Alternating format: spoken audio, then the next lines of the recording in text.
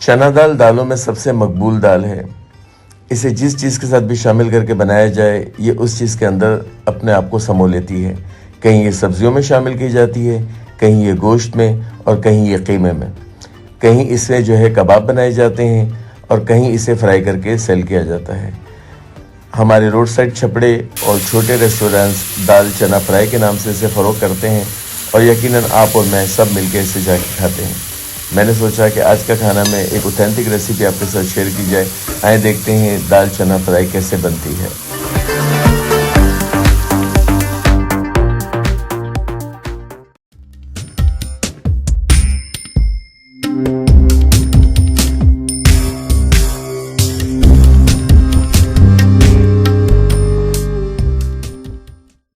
अस्सलाम वालेकुम। आसान मजेदार लजीज आज का खाना भी तारिफ दाऊद, और आज का खाना भी तारिफ दाऊद में हम बना रहे हैं आपको स्ट्रीट्स पे जो है ढाबों में रेस्टोरेंट्स में जो चना दाल फ्राई मिलती है उसकी रेसिपी। और वो बनाने के लिए आप और मैं चलेंगे किचन में, जल्दी से आ जाइए जी। बिस्मिल्लाहिर्रहमानिर्रहीम के साथ हम स्टार्ट कर रहे हैं ढाबा स्टाइल फ्राई दाल।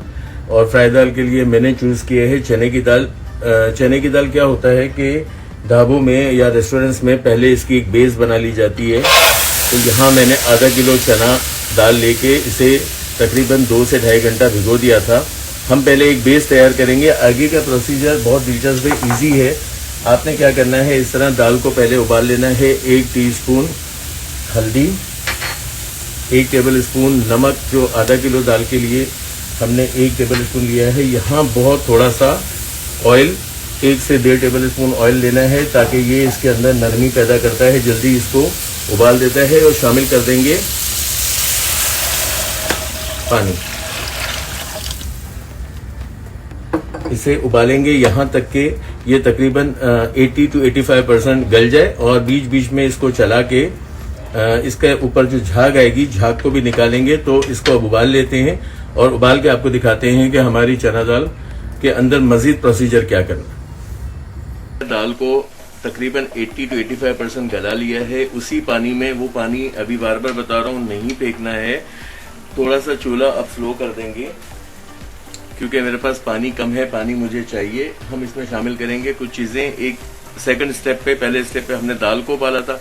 यहाँ 2 मीडियम साइज के टमाटर, यहाँ शामिल करेंगे 1 टीस्पून जीरा पाउडर, शामिल करेंगे 1 टेबल स्पून धनिया पाउडर, 1/2 टीस्पून गरम मसाला पाउडर। गरम मसाला पाउडर का लिंक आपको आ रहा होगा मेरे, आप ऊपर आई कार्ड में चेक करें। शामिल करेंगे अभी यहाँ पे 1 टीस्पून भर के मैंने इसके अंदर शामिल किया है कुटी लाल मिर्च। अब वही पानी है, वही सब कुछ है। अब इसे क्या करेंगे, थोड़ा सा ढक्कन लगा के इसे गला लेंगे, यानी कि टमाटर थोड़े नरम कर लेंगे। किसी भी ढाबे या किसी छपड़ा होटल में या रेस्टोरेंट के अंदर, या आप हिल स्टेशन पे जाते हैं, ये बेस तैयार होती है। सादा दाल के नाम पे ये दाल दे दी जाती है, और तड़का या हम बघार कहते हैं वो हम फिर बाद में आगे आपको दिखाएंगे। मगर इसको अभी पहले 2 मिनट के लिए, 3 मिनट के लिए ढक्कन लगाते हैं, ताकि हमारे टमाटर नरम हो जाए। टमाटर नरम हो गए, ये इसकी बेस तैयार हो गई। अमूमन जो है वो कुटी लाल मिर्च से काम लिया जाता है, पिसी लाल मिर्च नहीं शामिल की जाती। अगर आपने शामिल करनी है कलर के लिए तो 1 टीस्पून शामिल कर लें, वरना मैं नहीं शामिल करता। इतना पानी ये देखें, ये फ्राई होने के लिए बहुत जरूरी है। दाल तकरीबन डन है। अगर सादा दाल खानी है तो इसमें से तेल का बघार लगा दें, और अगर फ्राई दाल जो रेस्टोरेंट और ढाबों में मिलती है उसके लिए आगे का प्रोसीजर मैं बताता हूँ। मगर मुझे इतना पानी चाहिए, ये पानी में जो लेस है दाल का वो बहुत जरूरी है। तो अब इसे बंद करते हैं और बनाते हैं, यानी कि इसको करते हैं फ्राई।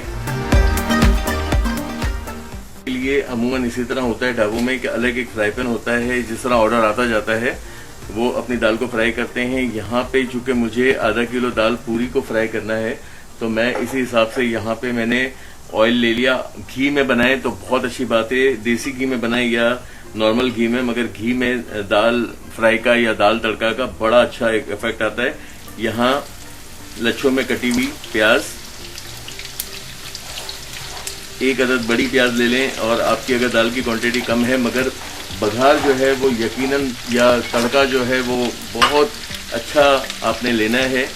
इसकी जान जो है फ्राई दाल की, उसका तड़का ही है।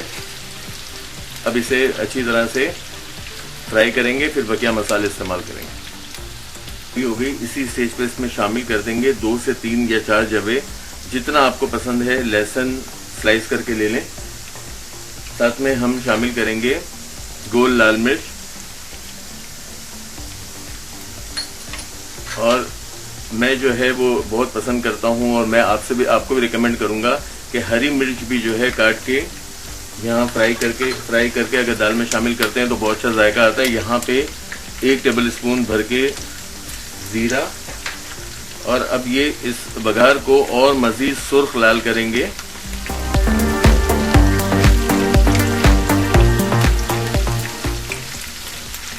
इस स्टेज पे हम शामिल कर देंगे हरा धनिया।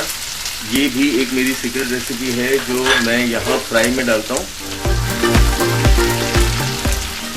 ये हरा धनिया फ्राई होके बहुत देर तक हरा ही रहेगा, इसका रंग बहुत अच्छा रहेगा। यहाँ अब हमारा अमल शुरू हो गया है कि हम फ्राई दाल कर रहे हैं, जो हमने दाल का बेस तैयार किया था।